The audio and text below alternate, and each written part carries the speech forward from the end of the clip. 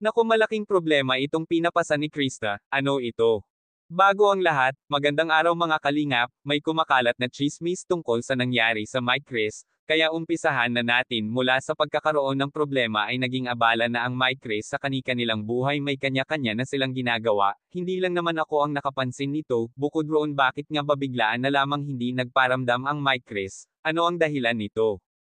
Halos lahat ay hindi masagot-sagot ang katanungang yan, dahil nga walang nagsasalita at wala pang inilalabas na update sa Mike Chris, para ipaliwanag ang dahilan.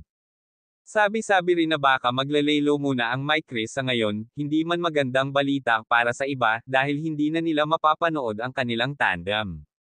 Hati naman ang naging opinyon ng mga tao, may mga nagsasabi rin na baka busy lamang ito sa kanilang career sa buhay, kaya bihira na lamang sila magpakita at doon nila ipinyukos ang kanilang sarili, kahit nga sa ibang mga media ay walang bagong pinost o ipinakita ang Mike Chris, kaya hindi natin masisi kung maraming netizen ang nagtataka kung bakit ganun na lamang ang biglang pananahimik ng Mike Chris. Kahit ganun sana ay intindihin natin ang kanilang naging pasya, lalo na sa mga fans nito at sa supporters, sila mismo ang unang makakaunawa sa pinagdadaanan ng Mike Chris, kung talagang tunay ang kanilang pagmamalasakit sa magkatandem. Sa ngayon wala pang nakakaalam sa nangyari sa Mike Chris kung bakit hindi na sila nagbablog, at sa mga nagkakalat ng mga maling impormasyon ay huwag na sana natin panghimasukan ang buhay nila, hayaan na lang natin kung ano ang kanilang gustong gawin, dahil wala naman ginagawang hindi kanais-nais ang Mike Chris sa mata ng ating mga kababayan.